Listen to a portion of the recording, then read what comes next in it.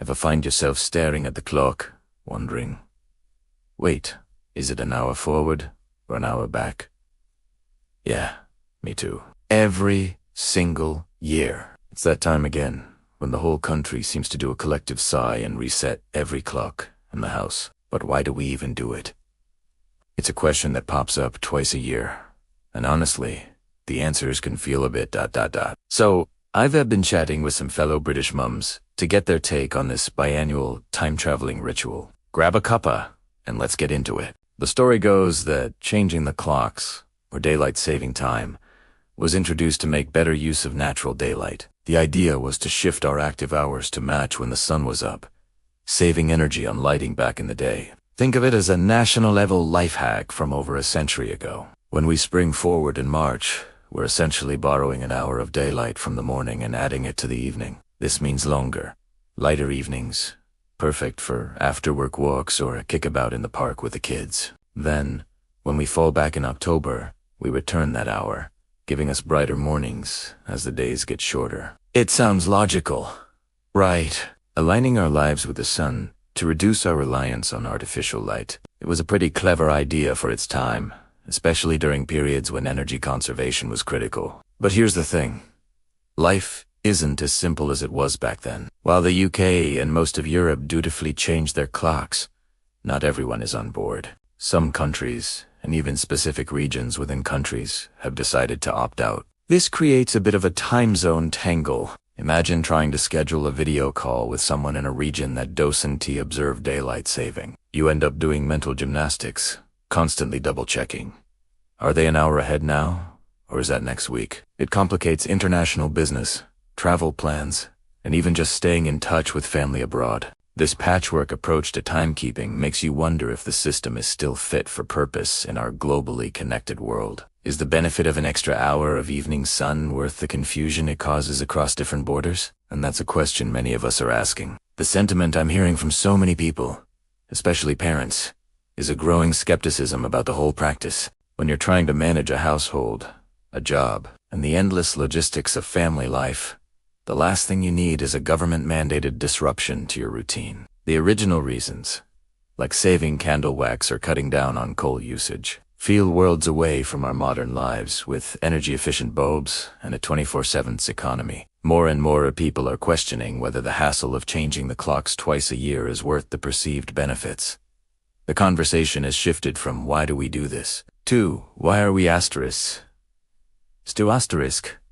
doing this. It feels like a tradition that's lost its relevance, a solution to a problem that we don't really have anymore. In fact, if you look at public opinion polls, there's been a noticeable swing. Support for daylight saving time is definitely on the wane. What used to be a widely accepted practice is now facing a lot of pushback. A significant portion of the population just doesn't see the point anymore. They'd rather stick to one time all year round. The arguments in favor of changing the clocks are starting to sound a bit thin to a lot of people, who are more concerned with the immediate disruption it causes to their lives, their sleep, and especially their children's schedules. It's no longer a silent majority accepting the status quo. People are actively voicing their preference for something simpler and more consistent, and when you drill down into what people want instead, there's a clear preference emerging for sticking to standard time year. That's the time we're on during the winter months.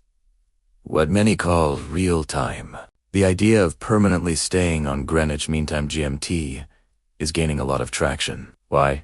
Because it offers consistency.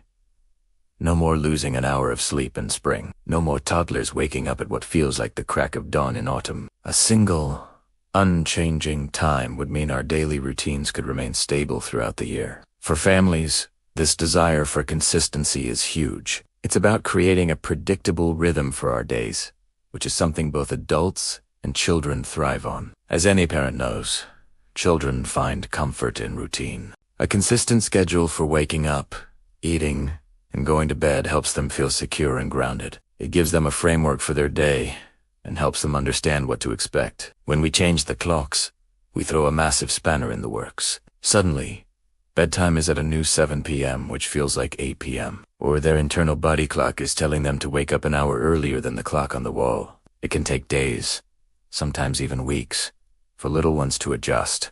This period of transition is often filled with overtired, grumpy kids and equally exhausted parents. In a world that can already feel chaotic, a stable routine is an anchor. It is the one thing we can control to bring a sense of order to our family life. This longing for a predictable routine isn't just about making bedtime easier. It reflects a broader desire for our daily lives to better accommodate modern lifestyles. Our work schedules are more varied than ever, with many people working flexible hours, shifts, or from home. The old 9-to-5 model, which daylight saving was partly designed around, doesn't apply to everyone anymore. What we crave now is a system that supports our well-being rather than disrupting it. We want routines that allow for quality family time, that don't mess with our sleep patterns, and that make sense for the way we live today. The twice-yearly clock change feels like an outdated system forcing us to adapt, when what we really need is a system that adapts to us.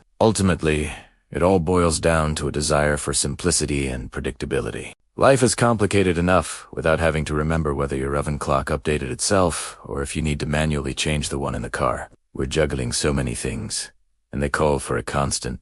Year-round time is a call for one less thing to worry about. It's about streamlining our lives and removing an unnecessary complication. Imagine a world where the time is just the time. No spring forward, no fall back. Justa, simply predictable schedule, day in and day out. That simplicity is incredibly appealing. It is a move towards a more logical and less stressful way of organizing our days and our year. The consensus seems clear, especially within the parenting community. The majority would prefer to ditch the biannual clock change and stick to one time all year round, with standard time being the favored option.